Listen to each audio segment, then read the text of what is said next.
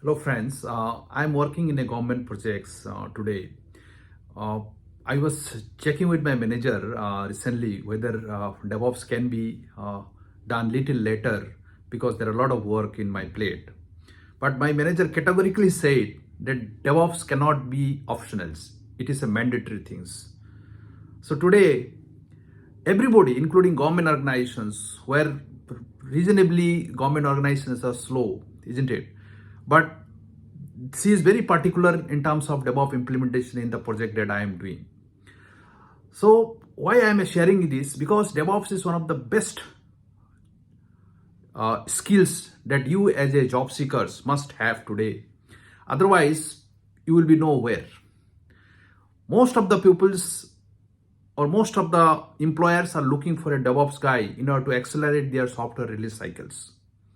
So today I'm sharing the 10 best practices as far as DevOps is concerned. Number one, culture and collaborations, which is the fundamental requirement for DevOps, which essentially culture and collaboration is nothing but the mindset to work as a teams, mindsets to become agile, mindset to become more flexible, mindset to reduce the silos and work as a teams.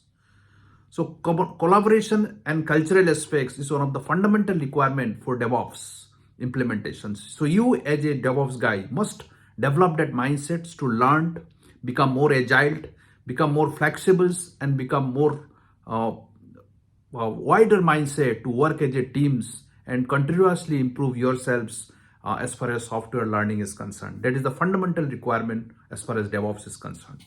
Second aspect is automations. Automation is nothing but automating your software, automating the repetitive tasks that has been going on in their software development life cycles, automating some of the operational activities in terms of monitoring, in terms of logging, in terms of infrastructure creations, in terms of software deployment, software release, and so on and so forth. Automation is the fundamental requirement for DevOps.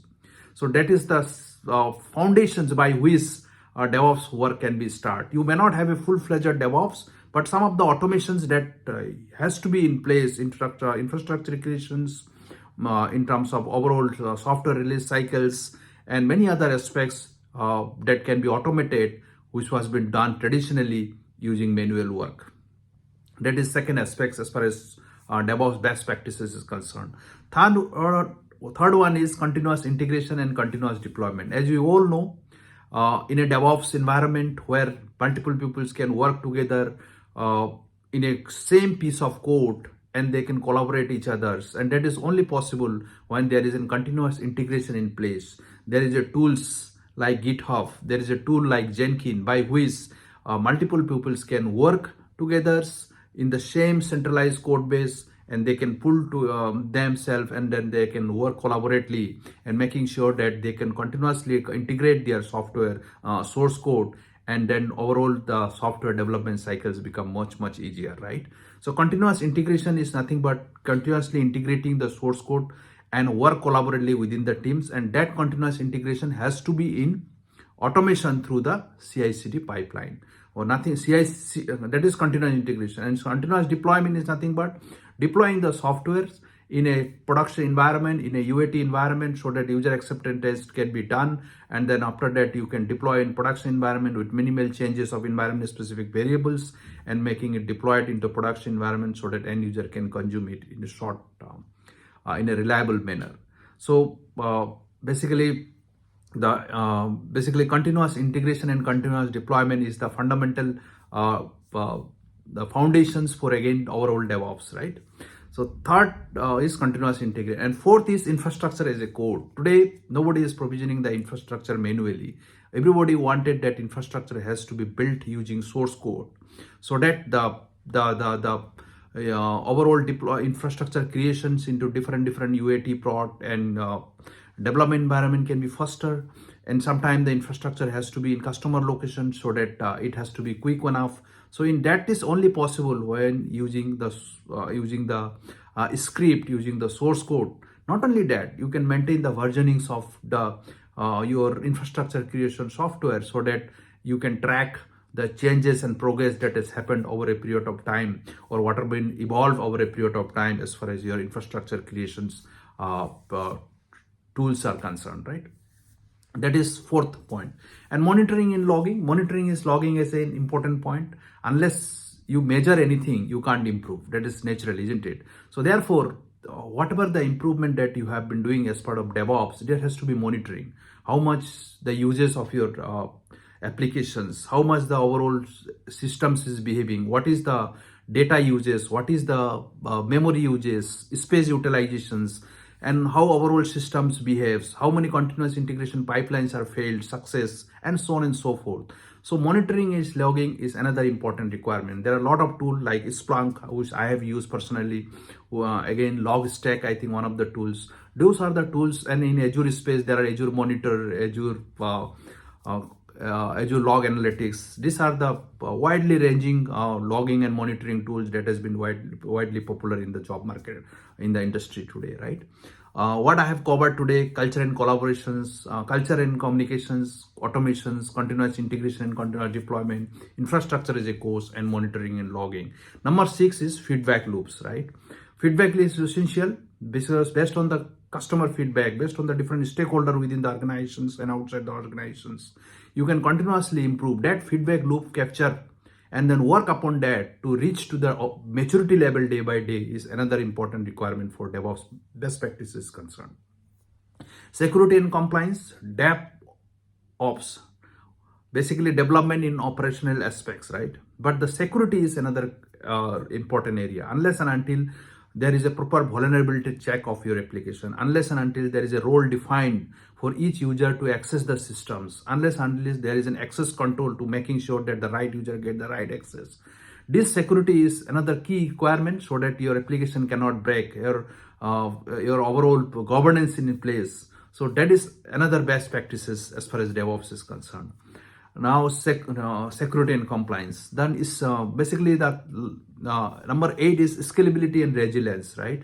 How can you introduce the load balancer? How can you introduce the auto scaling part and making sure that large number of users accessing your systems and it is still behaving well. Your system should be good enough to become more resilient in during the peak hour as well. You can imagine the Flipkart, Amazon during the Diwali time, during the festival time, how much it is load is happening over there. But still they are working because they have gone through that kind of scalability and tolerance infrastructure in place and making sure that it is able to sustain in the peak time. So that is another aspect as far as DevOps is concerned.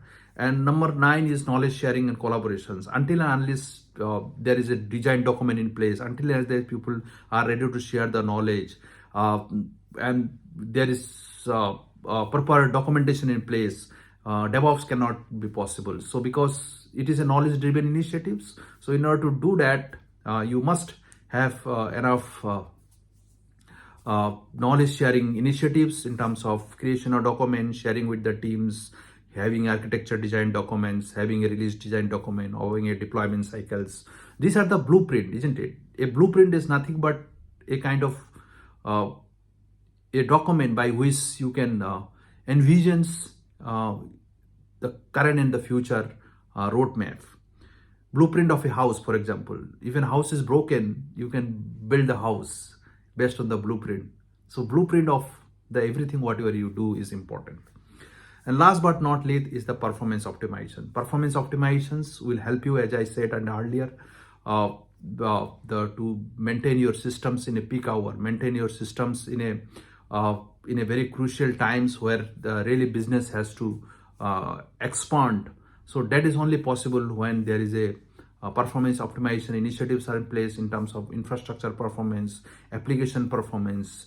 There is a lot of tools in the market, like I work with JProps, which will analyze each stage of your applications, like whether it is breaking in the database level or application levels or in the front end. So that kind of performance tools, analyzer tools. I think I work one more Cisco product by which you can completely monitor the overall response time of each request, and thereby you can improve if some response time are higher than the expected SLA.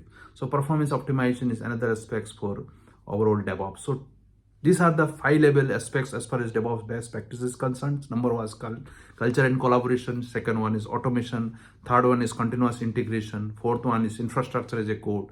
Fifth one is monitoring and logging. Sixth one is feedback loops. Seven one is security and compliance. Eight one is scalability. And 9 1 is knowledge sharings and documentation. And last but not least is performance optimizations. If you follow these 10 DevOps best practices, your overall software release cycle become much reliable, much efficient. And if software is much efficient and reliable, your business will grow faster.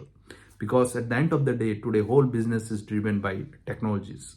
If technology is robust, business will definitely boom up. If businesses boom up, you as engineers will get a lot of recognition and remunerations, which will be important for your personal growth and for your social growth. With this note, this is Nirpa Chetri. See you in the next video. Till then, keep learning, keep growing. Bye-bye.